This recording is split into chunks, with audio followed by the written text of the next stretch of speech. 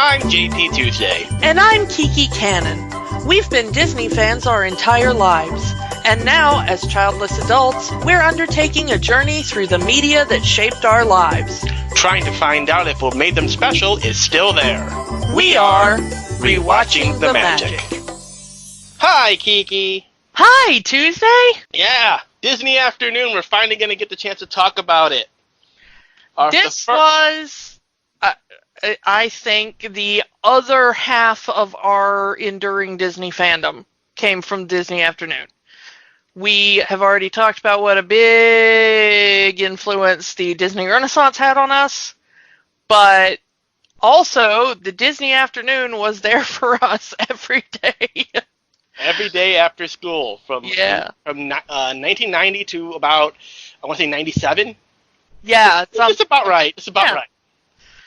So many shows there. You had Darkwing Duck, you had Gargoyles, Chip and Dale, Tailspin, Bonkers, The Mighty Ducks. There was a cartoon based off The Mighty Ducks. But it all started with the Gummi Bears. Disney's Adventures of the Gummi Bears. It's the official title. Is where we're going with today. And Gummi Bears actually debuts back in 1985. And it was the first series, the first fully animated series made by Disney for television. Premiered in 85 on NBC. The same day, the same time, The Wuzzles was premiering on CBS, which was the other Disney cartoon that was made at that time. So Disney was competing against itself on two different networks. Remember, Disney did not own ABC at this time. So they were doing everything they can to get their shows out there. And it was... Gummi Bears ended up being more popular because Wuzzles only lasted one season. Wuzzles only lasted one season, was canceled after that.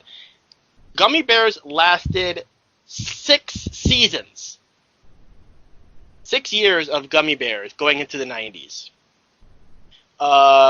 With season 5, the show moves to ABC because they wanted to do an hour. Disney wanted to do an hour block with at the time, the brand new Winnie the Pooh show, which we should really talk about that when we get around to Winnie the Pooh. Oh yeah. And for season 6, which was the final season, was with the Disney Afternoon. Yeah.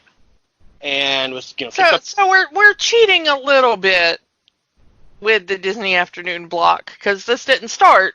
This preceded the Disney Afternoon by several years. But they were using the popularity of the Gummi Bears to get people to watch the Disney Afternoon. Your show doesn't last 6 seasons and not be popular. Yeah, and this was, I watched the crap out of this show as a kid. So the obviously it's inspired by the Gummi Bear candies. The little gummy candy bears. Everyone knows what a Gummi Bear is. I was literally eating Gummi Bears while watching the Gummi Bears episodes for this. You monster! You were eating them! They are seriously one of my favorite snacks in the world. I like gummy anything. But, bag of Haribo Gold Bears, I'm happy. So, it is said that Michael Eisner came up with the idea of this cartoon due to his son really liking Gummi Bears. Like, my kid really likes eating Gummi Bears. Can you make a cartoon about it? Yeah, I don't really know how we get from, Gummi Bears is a funny name to all of the nonsense that they came up with for this show. So, this show actually got a theatrical release in the UK. The first episode that we're going to be reviewing actually what aired in theaters alongside The Great Mouse Detective when that went to the UK, which blows my mind. Yeah. I did not know that. Yeah, that's kind of awesome. So let's go into some of the cast here. Let's before we get into the show proper. We have Zummy Gummi, who is the leader of the Gummi Bears, played by Paul Winchell. He's the keeper of Gummi wisdom, and he sounds like Tigger. Which is ironic, because considering the later seasons, he was voiced by Jim Cummings. Yeah.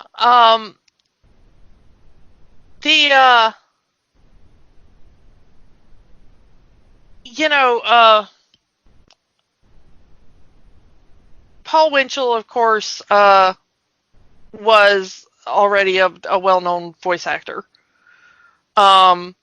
You might know him better if you're in our age group as Gargamel in the Smurfs. I will get your Smurfs. Yeah.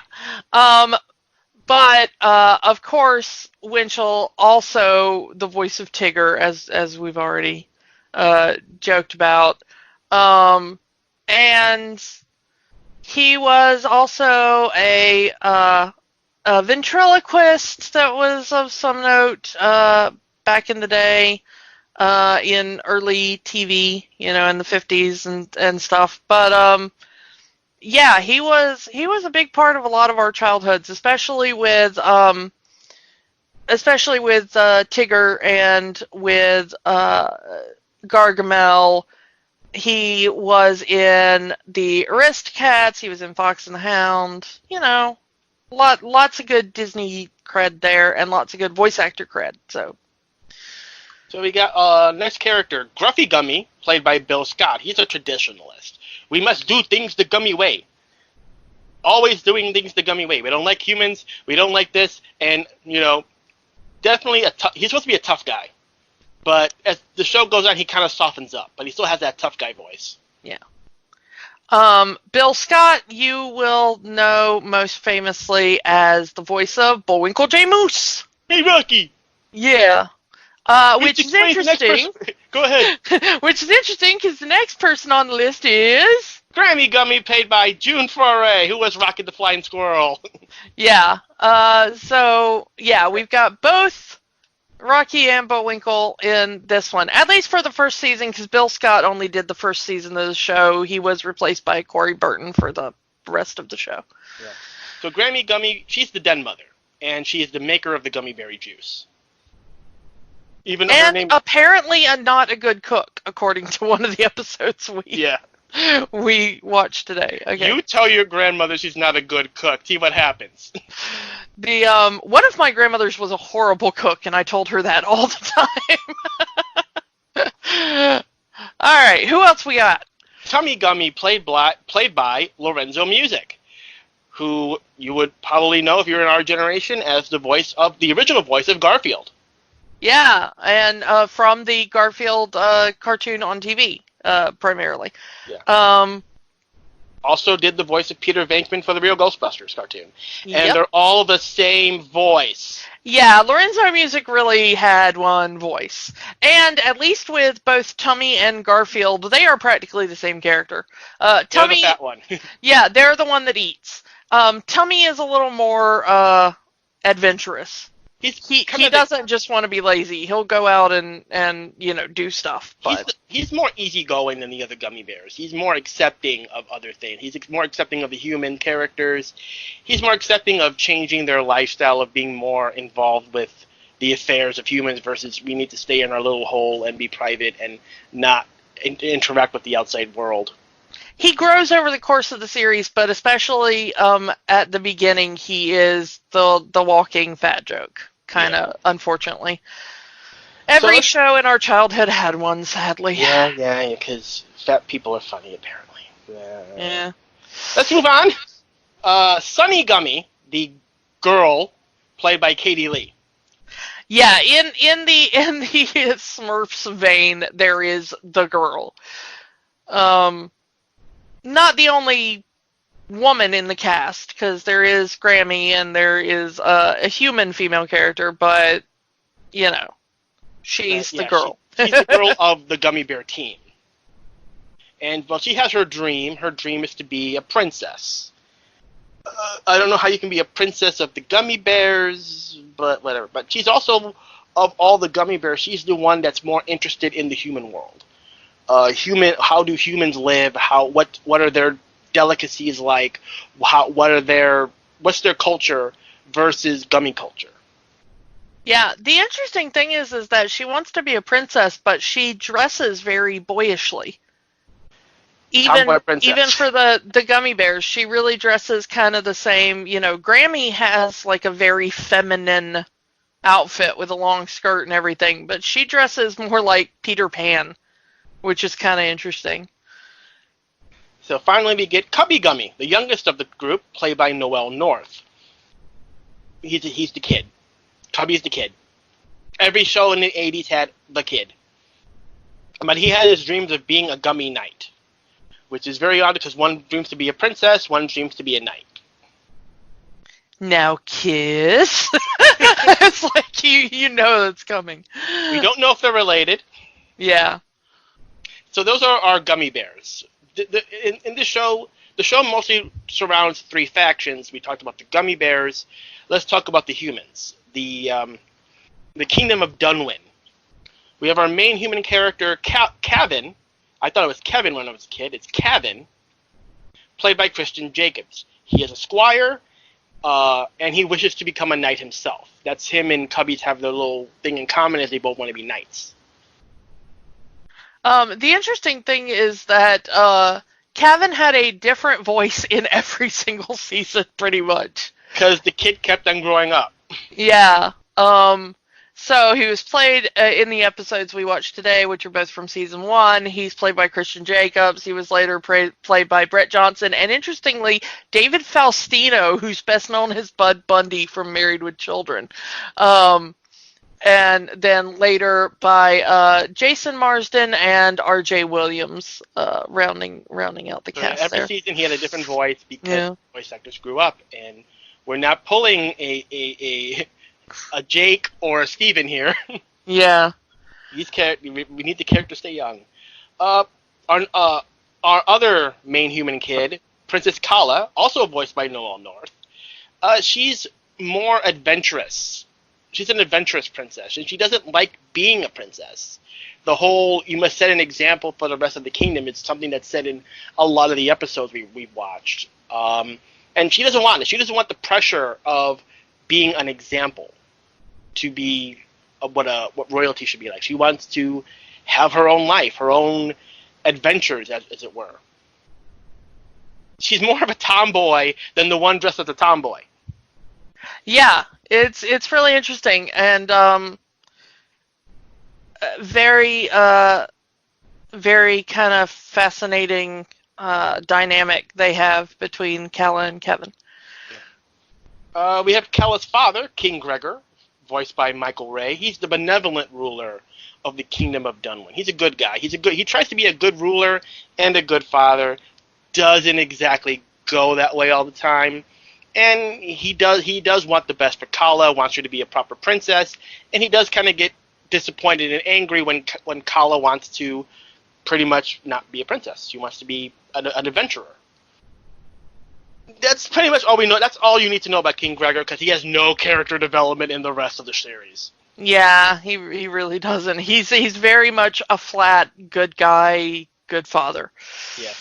We have Sir Tuxford, who is Kevin is his squire, and he is the lead knight of the Knights of Dunwin. He's played by Bill Scott. We've already talked about Bill Scott.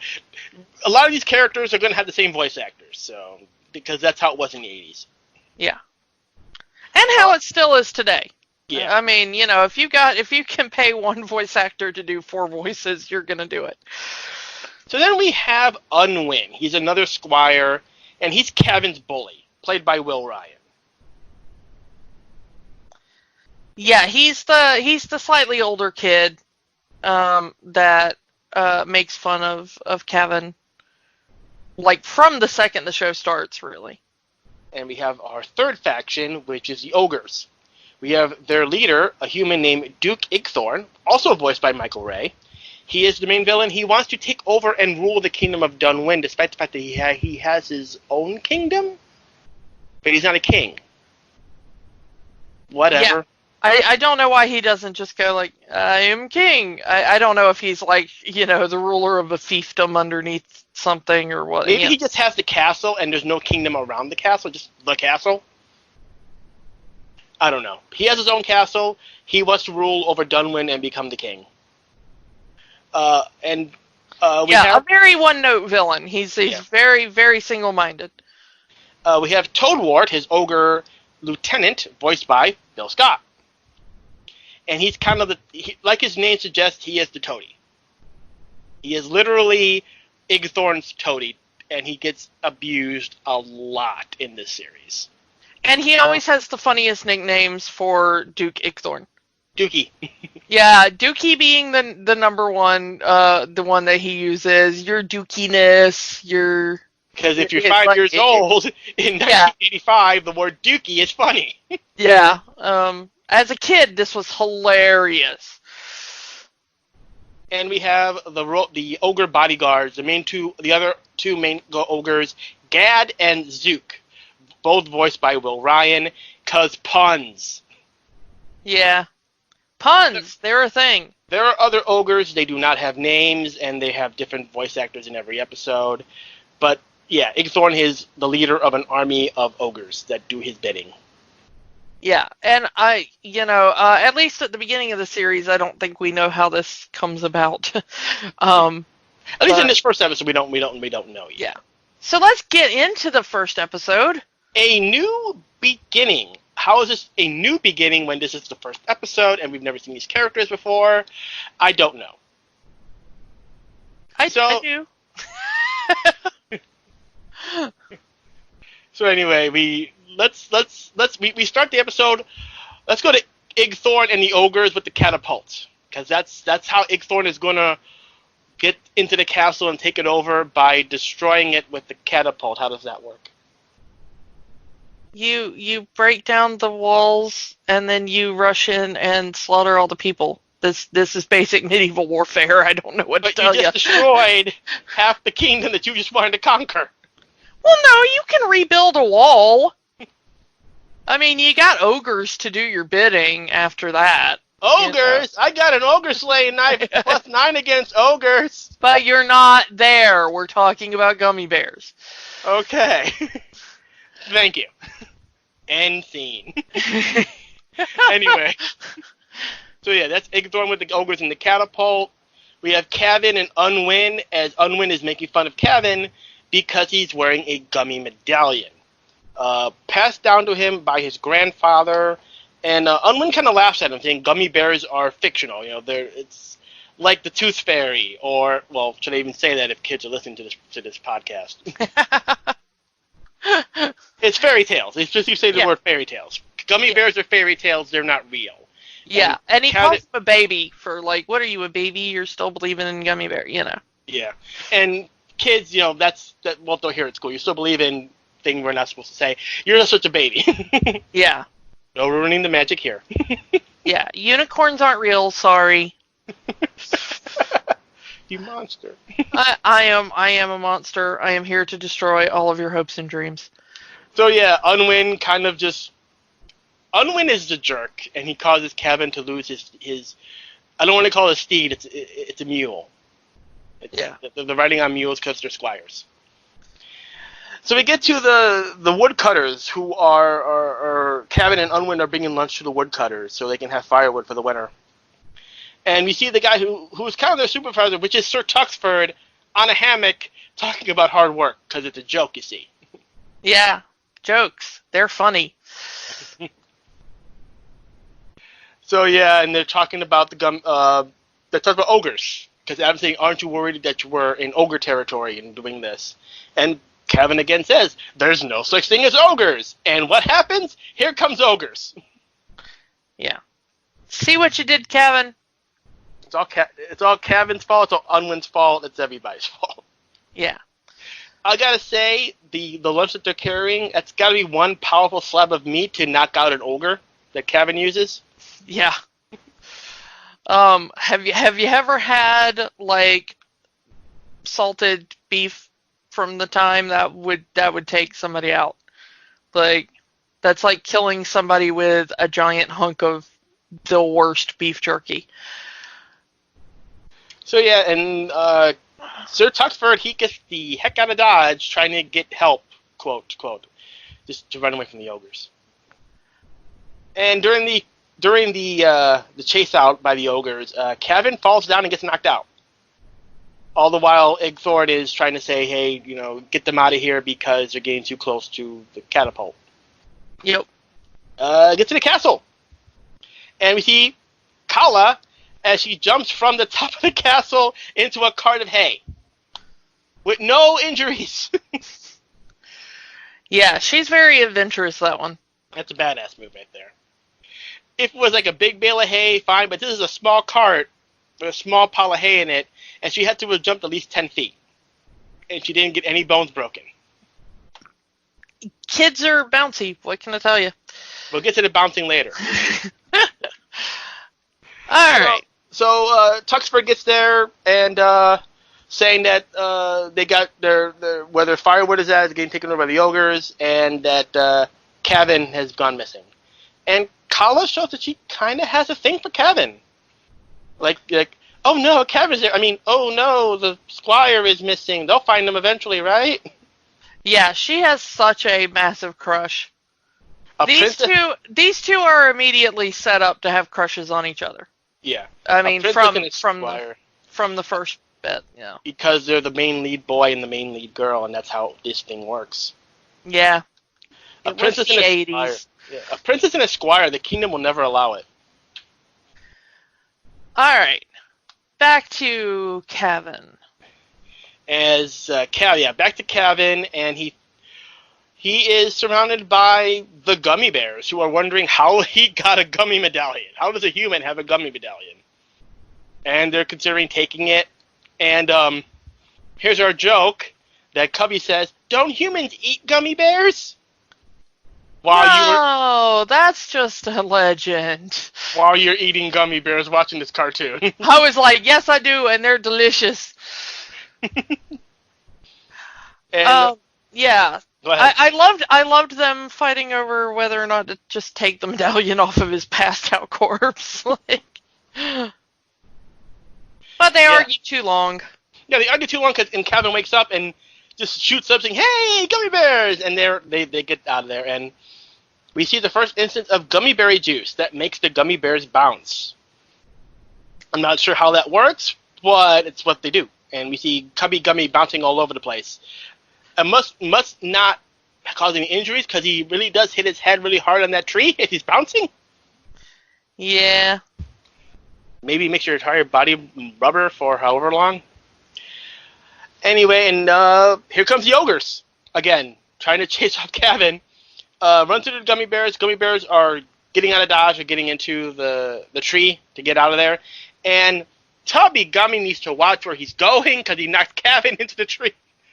Oh, this is all Tubby's fault. But honestly, Kevin needs to learn to stay quiet, because if he had stayed quiet, he might have gotten out of there unnoticed. But he gets shooted up. Oh, gummy bears are real, and and they don't know what to do. They've never had a human in their house before. Yeah, that's all I have to say about that one. So they immediately tie him up. Yeah, they immediately tie him up. It's like Gruffy is like, nope, no humans in my house. That's an intruder. We're gonna call the gummy police. Yeah. Catapult needs more tasks because it almost crushes it. It crushes poor Toadsworth. Yeah, poor Toady. But back to the important stuff. Yeah, back to the important stuff. Back as Kevin says he's thirsty about being tied up. What wouldn't you be? Your entire body's binded. So Tummy gives him some gummy berry juice, and we find out what it does to humans, as it gives them super strength, which they didn't know about because they've never interacted with a human before.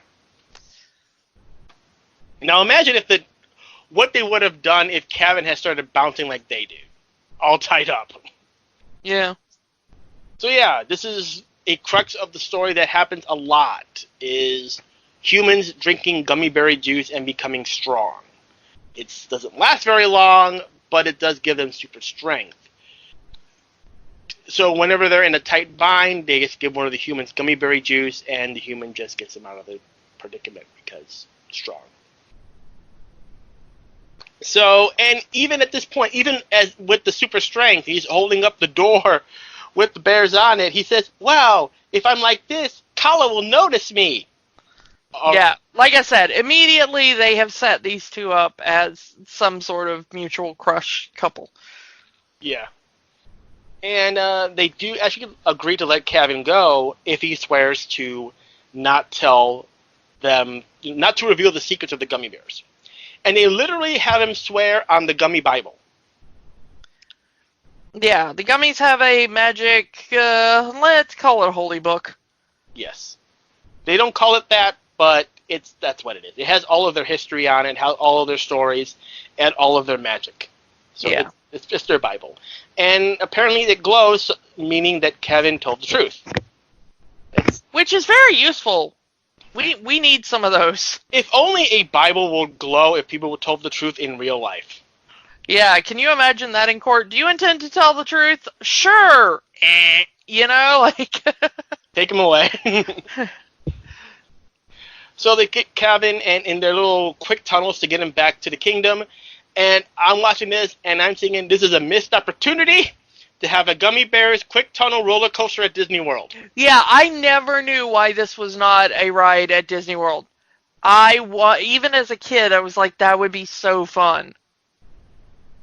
And it's like, they did do something Gummi related, but it was like, here's some cardboard stand-ups of the Gummi Bears while you're going down a river. Yeah, they needed to have like a little kid roller coaster. They would eventually have one with Gadget and Toontown, but this was an opportunity to have one for the Gummi Bears.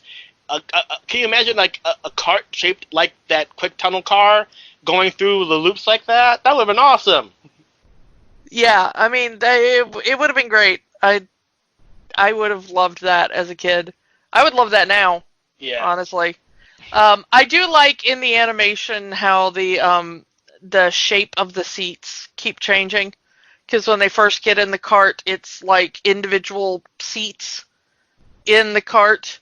And then when it changes to the next scene, it's bench seats in the cart. So animation errors. Fun little animation goof. I love it. So we find out after all of that the Gummi Bears have forgotten all of their secrets. They've forgotten all of their magic powers because the book that has all of that information won't open. Geez, I wonder what's going to open up that book. Oh, it's the Gummi Medallion. Yeah, that looks exactly like the lock on the book. Yeah. And, I should not say this line, but it pretty much Zummy Gummi says that they need to make the Gummi Bears great again, in a way. Yeah. By making them heroes. Well, make Gummi Bears heroes again, let's say that. Yeah. The thing is that they really don't get into it in the series, but it is kind of hinted at as to what happened to the Gummi Bears, because it's stated in the first episode that the Gummi Bears were a great and vast civilization. And then they weren't. And, just to kind of fast forward in the series a little bit, it's never explicitly stated because it is a bit dark for a kids show, but it does seem like what happened was the gummies were like a really advanced civilization, even more advanced than humans. They had a lot of magic and a lot of advanced technology and all that fun stuff. And the humans got jealous. And it kind of seems like there was maybe a genocide of gummy bears. Which is probably why the little kid gummies now think that humans eat gummy bears, is because they've been told stories that humans were the reason that gummies don't really exist anymore. Probably why Tuffy doesn't trust humans. I don't know how old he is, but he may have been around or at least been told a story or two. Yeah, we don't really know how long ago this happened, but we do know that that the gummy medallion that Kevin is wearing was found by his grandfather. Kevin calls it like an old ruined city or whatever, but was his grandfather like an archaeologist that found it, or was he there to sack the city? We never know. They don't really get into it, I don't think, in the course of the series. They're very vague. Yeah. That humans had something to do with the reason that gummies aren't around anymore, but, Yeah. Can't say that in a kid's cartoon. Yeah. So, not instantly. Yeah, they let Calvin go, and he immediately goes to try to find out what the ogres are up to. They see the catapult, and he wants to ruin the catapult. He'd make a terrible spy, because he gets caught instantly as he tries to ruin the catapult. Yeah, I mean, within seconds. Kevin needs to learn to shut up and not talk about every little thing he's going to say. He narrates his own life, like, now I'm going to destroy this catapult with this saw I found. Like, yeah. And, of course, the Gummi Bears have made the decision that they're going to go help, because we did skip this part, that there's an argument between the Gummi Bears and Kevin tells the Gummi Bears that the Gummi Bears were once great heroes. They fought for justice. And now there's this injustice about to happen, that Igthorn is about to take over this kingdom. The king is a wise and just one. He doesn't want to harm anyone. Why don't you help us and defend the kingdom? And they're saying, no, we're going to stay right here. We're going to stay where we are, where the affairs of humans are not our affairs, and you can go and do whatever. And he says, well, if you're not going to help, I'm going to do this myself. And that's where he throws down the Gummi Medallion, which is how the guys get to open the book and decide, we're going to be heroes now. Yeah, there is a message in the book from the last of the gummies. Yeah, from the last of the great gummies before the whatever cataclysm befell them. And it basically says, like, hey, once you're reading this again, it's time to, go back to being great and powerful and help the, weak and all that kind of stuff. So that they make that decision to go and save Kevin or help Kevin, because it's their duty as Gummi Bears to be protectors. And this is why it's a new beginning. Ah. Because the Gummi Bear civilization needs to go back to what it used to do. Yes. So they find an invisibility spell in the book and give it on Tuffy so he can give some gummy berry juice to Kevin so he can be strong enough to save the day. The invisibility spell doesn't really last very long, as it lasts long enough for Tuffy to leave the Gummy Glen, get to where the ogres are, and then it wears off. Yeah. Not a very powerful spell. No. But also Gummy's never done magic before, so... Yeah. It's a complicated spell done by an amateur. See what you're going to get. So, all the Gummi Bears are getting in there, so now they've revealed themselves. Not only have they revealed themselves to Igthorn, they've also revealed the Gummy Berry juice. And this becomes a very common part of the entire series of Igthorn wants what he calls the strength potion, so he can be strong enough to take over the kingdom by himself. Yeah. He does get a taste of it here. Yes. And it doesn't last very long. He finds out that the strength potion doesn't last very long. He's holding up a boulder, and within a minute, it just collapses right on top of him. As he's standing in the catapult, which then launches him for a ride. And he lifts up his head because he jumps over, crashes through a house, goes up a chimney, and explodes right out. He should be dead. But it's a kid's cartoon, so he survives. Yeah, cartoons. So, and they finally decide that they're going to, during all of this, Kevin is taking the brakes off the catapult so it can at least roll, I don't know what he was trying to do, but he was trying to roll it to get it away from the castle.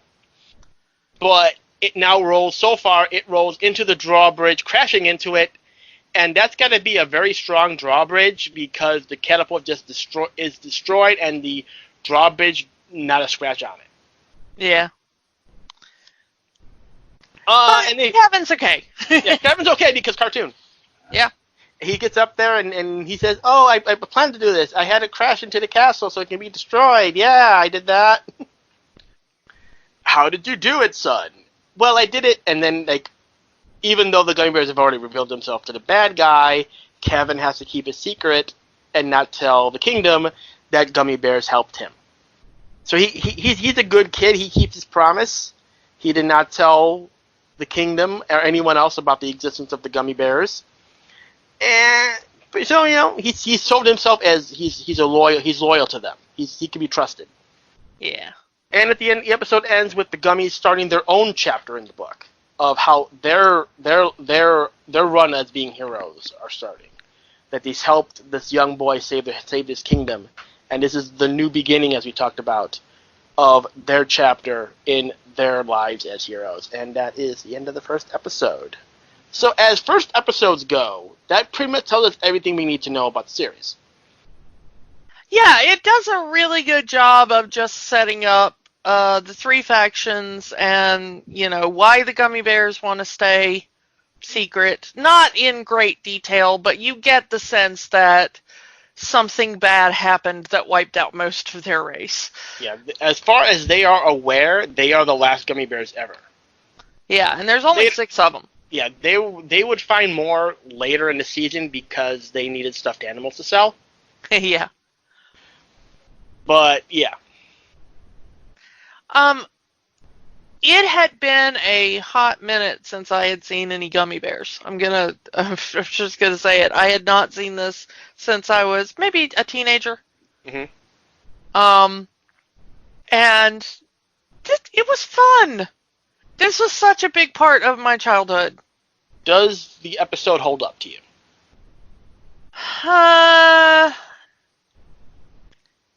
Yeah, as a starter episode, it's not bad.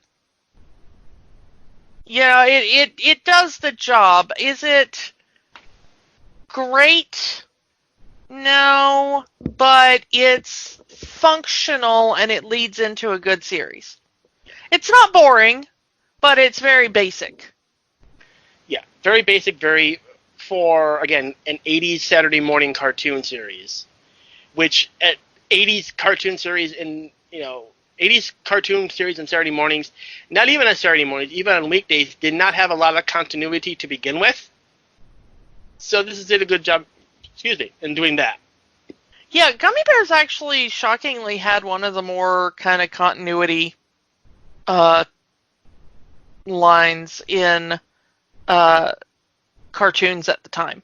Yeah, which is it was a bit of a monster of the week, but you would meet characters and then they would show up again later, and then it wasn't, it's not Steven Universe by any means, but it's a little more coherent as a story that progresses than a lot of other ones.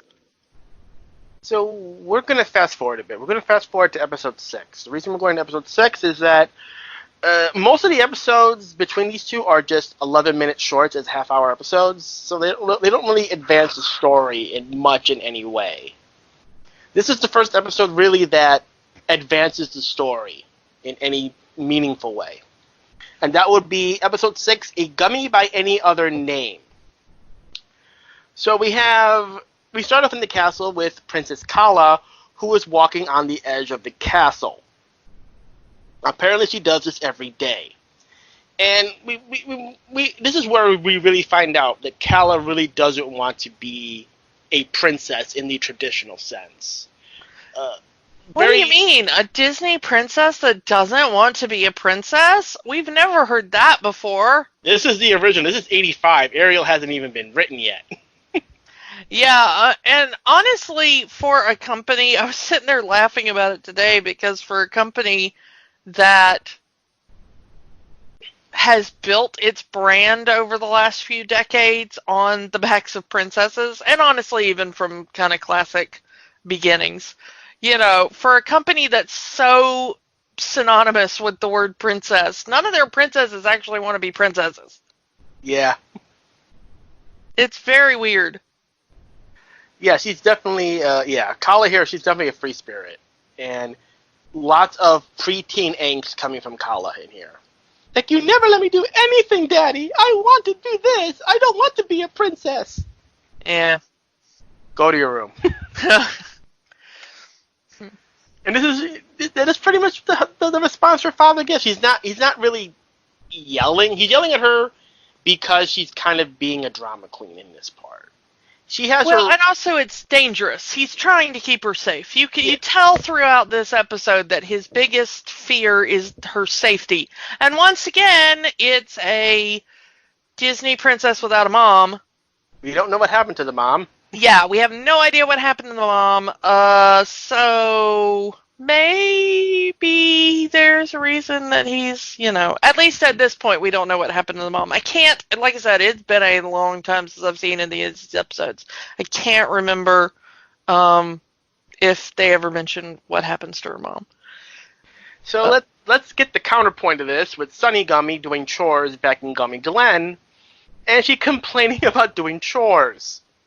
Yes, she's cleaning up the shelving, and then she's told to go clean her room afterwards, and then we get more preteen angst. Like, I can't do this. I just want to change my life. And all this is really, Zummy Gummy is trying to cheer her up, and so he says, well, if you want to change yourself, I found a changing spell in the book, and he makes the changing hat. And now, we don't know what the changing hat does at this point, and according to Sunny, it's just, he just made this hat appear to make me feel good, but it's not really any kind of special hat. And yeah, it's a silly-looking hat, is all she thinks. It's a silly-looking hat, but, she's going to thank Zummy because he's at least making an attempt to cheer her up. Being nice. And, there's Cubby there, and they're trying to play, and, what's with the hat? And, Zummy made me this hat to make me feel better. She puts the hat on, and, I look like Grammy. And then she turns into Grammy Gummy. And then she says, hey, Cubby, look at this. And then she turns into Cubby. The hat works. The hat does change who you are, but you have to say that person's name. It does cause a lot of problems in this episode as it goes on. I mean, if you had a hat that could change you to anyone just by saying their name, what would you do with that? Keep in mind that anytime you say someone's name, you will change into that person. I would probably change it to someone really hot and rich and famous, and then just call everybody like, hey, there's my guy, like, for the rest of my life, Hey, you! Sup, friend? How is it going, Broheim? It's like, just like, come up with random things, generic things to call people. So yeah, the hat will change you into whoever you want by choosing their name, and she makes the decision that she's going to take over Kala's life as a princess and turns into Princess Kala. Because that's a smart thing to do. Yeah. Yeah. So and Cubby's gonna go with her because we need the kids to do something in this episode. Yeah. I mean, Sunny doesn't aim low, does she? No. She's gonna. You could be anyone in the world. Who would you be? The daughter of the absolute ruler. The second in line to ruler of the kingdom. Sammy, is there a magic poison in that book? Just asking for reasons. Yeah. All the while we find out that Duke Igthorn wants to kidnap Princess Kala himself, and you kind of use her as ransom to get the kingdom from himself, because that's his thing in this cartoon. He wants to rule the kingdom. All the while, yeah. Have we mentioned that he wants to rule the kingdom? Because he talks about that a lot. Meanwhile, Kala, now dressed as a peasant girl, with Calvin, to teach her how to be a peasant because she doesn't want to be a princess anymore. A princess dressed as a commoner running through with a street boy? I've never seen that before. I absolutely love her line. Your job is to teach me to be a peasant. That's a royal order. So yeah, Kala, she wants to be a commoner, and she uses her position as the princess to teach likely her only friend, to teach her how to be a commoner. That's not how you treat your friends, Kala. Yeah, well, rule number 1, get over yourself. Rule number 2, I got work to do. Yeah, he even says it. I don't have time to play. I've got things I need to do. And she's saying, well, your thing to do is help me because I'm the princess. Yeah. And honestly, what are you going to do? I mean, in that kind of civilization, she's right. Yeah, you going to say no to the princess? You know what happens to people who say no to the princess? Yeah. So, yeah, meanwhile, Sunny as Kala with Cubby, they reach just the gate of the kingdom, and Cubby decides that he's going to disguise himself as a pet bear, and we get a naked gummy bear rolling around in mud. Yeah, because he wants to turn himself brown. Because if you've never seen the show, all the gummy bears are like bright colors. They're not natural colors. They're yellow and pink and orange and purple. Yeah. And all different colors that you can buy at your local Toys R Us in 1985. Yeah, I mean, Grammy... He's just a little black rain cloud. Grammy and Gruffy are sort of normal color for a bear. Yeah. They're various shades of brown. But the rest of them are, blue, purple, pink, yellow, So all the kids can know which one they like. I like the yellow bear. Yeah. Mommy, buy me the yellow bear. I do appreciate that they went for the bold choice of making the little boy character pink. Yes, yes. Very bold choice for the 80s. Like, that had to be a big behind-the-scenes fight, I'm guessing. If that would happen today, there'd be so much Twitter warfare over it. Oh, they made the character gay because it's pink. Oh, why can't the boy character be this color and blah blah blah. Yeah. Twitter warfare. Anyway, naked gummy bear. So yeah, they get into the kingdom because she looks like the princess, and she's just gonna. The princess is just walking a bear, and you're gonna tell the princess she can't walk a bear? No. No, you're not gonna do that. You want to bring a bear into the castle? It's your castle. Yeah. Meanwhile, the real Kala is with Calvin. Well, before we go to the meanwhile, sorry, that is one of my favorite parts of the episode. Is that Sunny comes up like we said, walking Cubby on a leash, and she says, "Well, I'm just gonna go into the courtyard now," because she doesn't really know how to act like a princess. Yeah. And the guard goes, "Okay, it's your courtyard," like. Which I kind of love.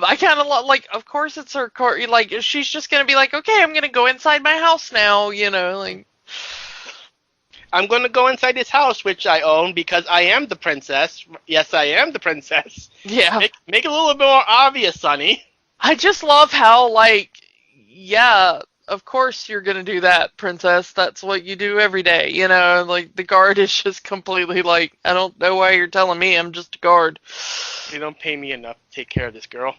Yeah. So, yeah, meanwhile, Calvin and Kala, they're just, playing around. She's trying to have fun. She's trying to play pretend by pretending this dog is a wolf and trying to have some fun. And Calvin is just not having it. It's like, it's a dog. Kala, it's a dog. It's not a wolf. Oh, come on, let's have some fun. Use your imagination. Oh, it's a big, scary wolf, the biggest wolf of them all. Go on, wolf, go home. And come on, Calvin. We just established that you have a crush on her. We've established that she has a crush on you. You are spending time with her. You're hanging out. Have some fun. Have some fun with this girl if you like her so much. I understand that he's kind of tired of her BS because, hey, okay, playtime's over. But it's like, enjoy yourself that you're hanging out with this girl that you like. I don't know. Maybe it's me. Kiki, are you there? Yep. Okay. I didn't really have anything to respond to that. Okay. Moving on. Sunny is a bear, and apparently they don't teach manners in Gummy Glen because she finally sees this big feast in there, and it's supposed to be for the king and the ambassador that has arrived. We don't know what he's the ambassador of. He's just the ambassador. It's a high muckety muck. What you gonna do? So, because the ambassador's there, they're having this big feast. And Sunny, as Kala, no manners, is grabbing food with her hands, stuffing it in her mouth. Her mouth is full of gravy. Her hands are full of gravy. And she's greets the ambassador. Hi, how you doing? With a big handshake. Not a traditional princess greeting. Because she doesn't know how to be a princess. She's never been a princess before. Yeah, she doesn't realize that there's anything expected of a princess. She just thinks a princess can do anything that she wants. There's a lot of people who think high power means you can do whatever they want, but that goes a different direction. Yeah. So, yeah, and we find out with Kala and Kevin, it starts to rain, and she doesn't want to be a peasant anymore. Pretty much, that's that whole scene. It rains. I don't want to play this game anymore. I want to go home. Well, the best line is that she's like, I'm tired, I'm hungry, and I'm wet, or whatever. And he's like, well, welcome to being a peasant. Yeah. I just love Kevin's just like straight out like, well, you wanted to be one of the poor unwashed masses. Here you go. You're now poor and unwashed and hungry. That's what it is. Welcome to poor. I don't want to be poor. I want to be back in my castle. I want to be back in your castle too. Take me for dinner. Come on. You're my best friend. You don't invite me for dinner. What kind of friend are you? Yeah. Anyway, so this is where we find out that Grammy is apparently not a great cook, according to the young ones. Yes. Because that's really their entire reason for getting into the castle, is they want good food. Yeah. And Igthorn is there. Apparently he snuck in with the cooks. And he kidnaps what he believes to be Princess Kala, but it's actually Sunny. We skipped over the father-daughter talk. That the king goes into this Kala's room, sees Sunny there as Kala, and has this big heart-to-heart talk about, I'm only looking after your well-being. I just want you to be safe, and I'm sorry I yelled at you and all that. Like a father would. Yeah. He even says that he would give up his entire kingdom rather than hurt her. Yes. Which I honestly believe that character would do so. Which is exactly what Igthorn is playing for this entire episode. That's his plan. Yeah. And in a very awkward-y thing, he hugs Sunny and said, oh, I love you, my child. And she said, oh, I bet your daughter loves you too. It's like, oh, that's an awkward thing to hear. Imagine if the king actually heard her say that. Like, okay. You okay, Kala? Do we need to call the doctor? So yeah, and Igthorn sneaks in again and takes Sunny, thinking that she's the princess. And meanwhile, Kala and Calvin, they're trying to get back to the castle, and they run into the ogres who capture them. So both Kalas have been captured. And in a very, very kind of a sweet moment, Kala does not want to be separated from Calvin. Like, no, you have to keep us together. It could be the crush thing. It could be the fact that that's like her only friend, but she kind of doesn't want to be apart from her friend there. Which that's a nice sentiment there. Yeah. So but it's a very Kevin does have some quick thinking to make sure Kala doesn't go into the dungeon by saying, oh, she's an important person. Shouldn't she be kept in the dungeon and not the tower and not the dungeon? And the ogre say, yeah, we put her in the tower. Which, again, it's Kevin looking out for his friend because dungeons are dirty and gunky, and at least in the tower she won't be dirty and gunky. Yeah. Calvin is a good friend. He's a good dude. So we get Igthorn, and he brings in Sunny as Kala and asks her to get locked in the tower. And the ogres are very confused because they just locked Kala in the tower, and they have no idea what's going on. So they think, oh, maybe she escaped. Okay, let's capture her and put her in the tower again. And they want a reward because in their mind, they captured her first. And then they get locked up. Poor ogres. They need to find a better job and a better boss. Yeah. So we have two Kalas locked up in the tower. Sunny is trying to pass herself off as the real Kala, while Kala knows she's the real Kala, and they're just trying to say, why are you an imposter? And Sunny, completely forgetting the fact that if you say someone's name, you turn into them with the hat on, completely blows her cover by saying the name of everybody in the castle and turning into them. Oh, there's the king, there's Kevin, there's the knight. Why are you looking at me like I'm an ogre? And she turns into an ogre. So Sunny has no choice. She has to take the hat off and reveal herself as a gummy bear. So now Kala knows the existence of the Gummi Bears, so she's now part of the team here. Yeah, and more or less the same as the first episode. I thought you were all fairy tales and blah, blah, blah. Meanwhile, Kevin finds a way to escape from the dungeon by escaping through the sewer system. Duke Igthorn's castle has indoor plumbing. Who knew? At the same time, the gummies, Cubby has escaped and got the gummies to come and save Sunny from the ogres. And Kala shows that she's a very, very intelligent in her own right, as she is the one that formulates the escape for her and Sunny to get out of the tower, going on the ledge like she did earlier in the episode. Yeah. Foreshadowing.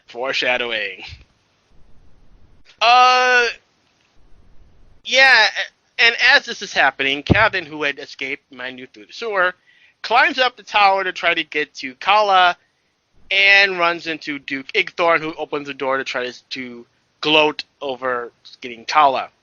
Great rescue there, Calvin. Great rescue there. Oops. Yep. So as Sunny and Kala are escaping, they're trying to get themselves out of there, and quick thinking by Sunny to disguise herself as an ogre to get past everybody. And Kala also used some quick thinking, and they finally get to everybody. So everybody eventually gets back together, and secrets are revealed, and Kala is let, here comes the Gummi Bears. Kala knows with everybody who they are, blah, blah, blah. Even, poor Kevin tries to hide the Gummi Bears, and it just, she already knows who we are, Kevin. We don't need to hide. Like, poor Kevin.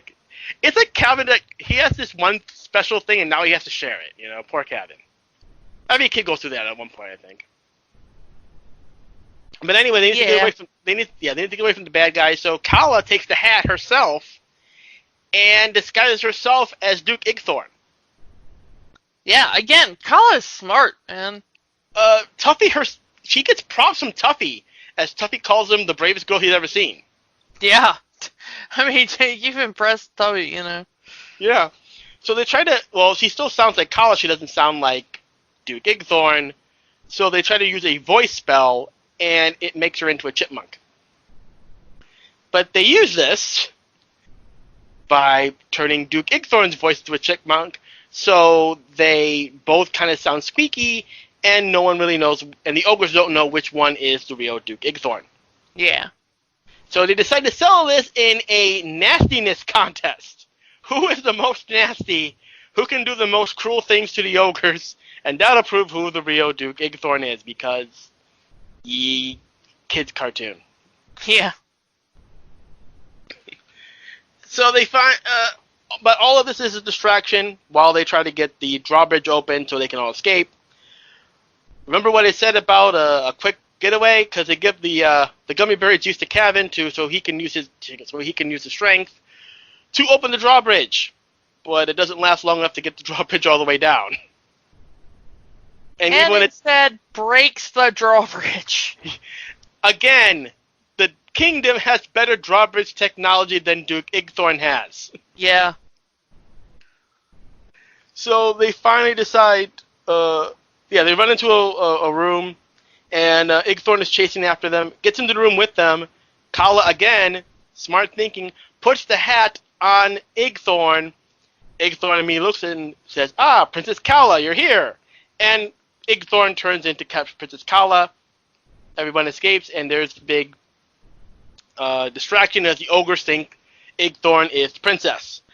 Yeah, I like that he turns, go get the Gummi Bears, and immediately turns into Sunny. Yes. And then they just dogpile on him. And they rip the hat apart. Poor hat. Yeah. R.I.P. hat. And they escape the only way they can through the sewer system. The sewer system is a running gag in this episode. Yeah. It throws indoor plumbing. We don't see any indoor plumbing in the other castles, but he may not have great drawbridge technology, but he has indoor plumbing. Well, I mean, in real life, we've had indoor plumbing since the Romans, so, Yeah. So, yeah, going through the sewer system. Poor Tuffy, he does not want to go into the sewers again. Like, nope, leave me here. I'll stay here. I'll be a prisoner. I'm not going in the sewer. Some things are worse than death. Yeah.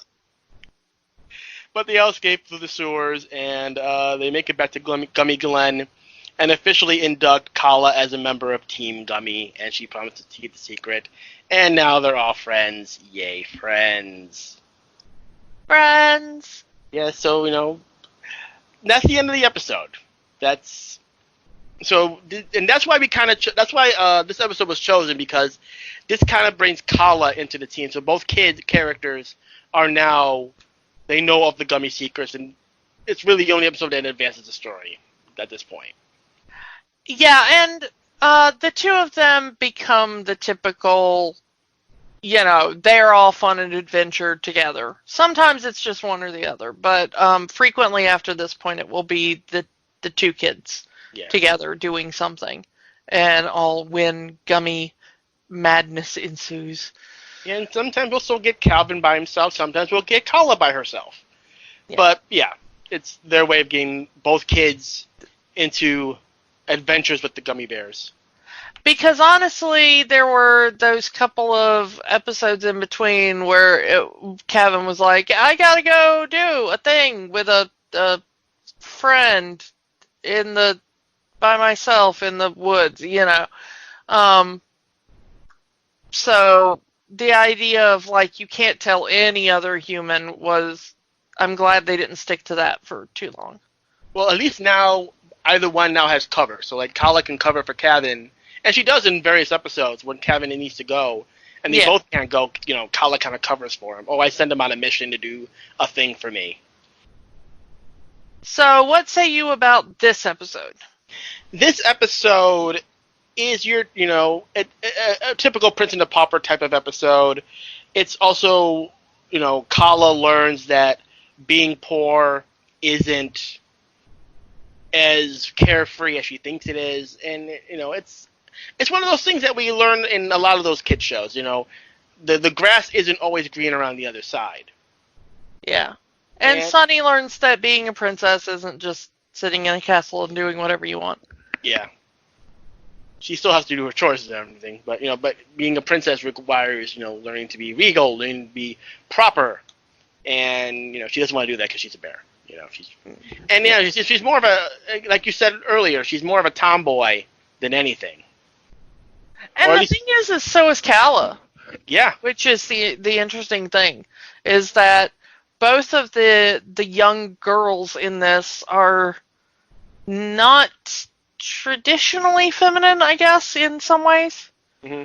As far as that, strict gender binary kind of idea.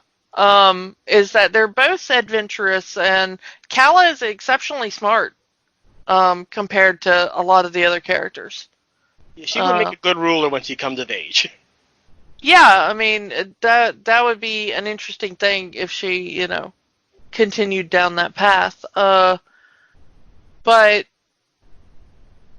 it was so good to see Gummi Bears again. It was.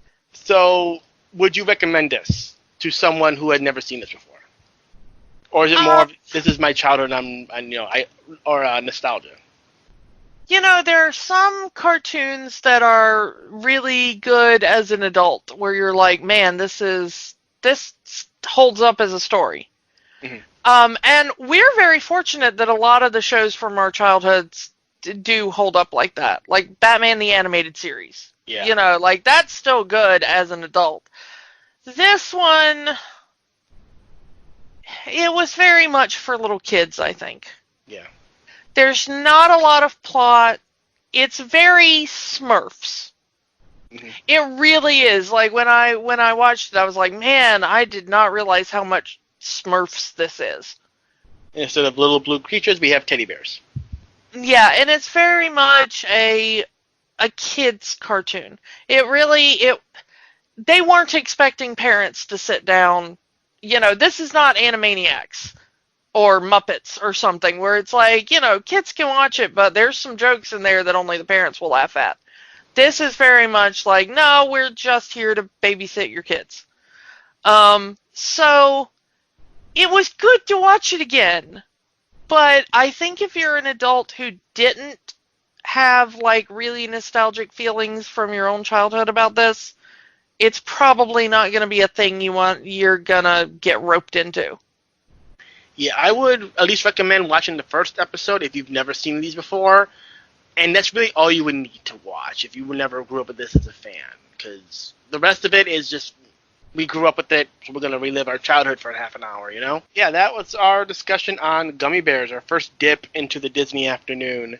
And we'll come back to this later on, you know, when we get around to it, because we've got a lot more to talk about. And see, when this episode is coming out, this weekend would be MarsCon in Minneapolis, Minnesota. No, that would have been last week. I got to add that. Nope. MarsCon already happened. So yeah, as of this recording, we're kind of still in Minneapolis, if I'm correct. Yeah, we're probably on a plane somewhere over the country as you're listening to this. So we don't know what we have some ideas of what we want to do. Do we want to go with what we're doing next week, or do you want to keep it a secret? Yeah, we're gonna have a special themed episode, I think, for MarsCon. Maybe one or two. We'll see what has happened. We're of course recording this before MarsCon. Yeah. So we'll see what we have time for, but we're hoping for at least one special episode from MarsCon. So look for that. We'll leave that as a mystery for now. Yeah. So bounce here and there and everywhere with your gummy berry juice.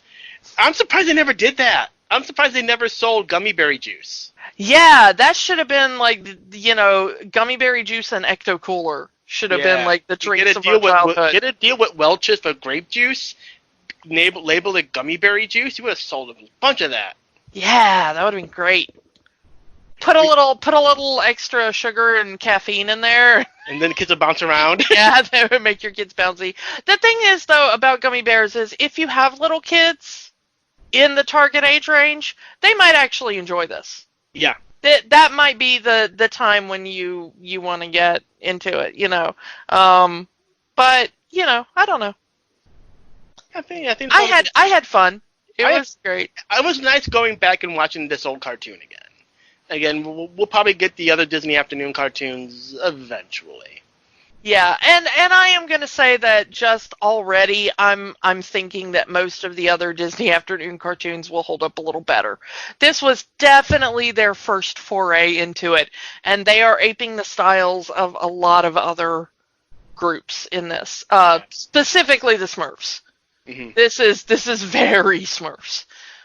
But, you know, I mean, it was what it was, and it was very successful for the time, and it eventually gave us more Disney cartoons, which, you know, were... Gummi Bears was a big one in my childhood, but it wasn't the biggest one in my childhood. Yeah, you know. You got, you know, if it wasn't for Gummi Bears, you wouldn't have, you know, DuckTales or Darkwing Duck. You wouldn't have the other shows based off the movies like Little Mermaid and Aladdin and Hercules. Yeah, or Gargoyles. Or Gargoyles, yeah. There wouldn't be a Star versus the Force of Evil. there wouldn't be a Kim Possible if it wasn't for this. Yeah, I mean, it really did start, you know, a really good run that still continues. You know, Disney's still out there making good cartoons now, so, you know. You gotta give props to where it all began.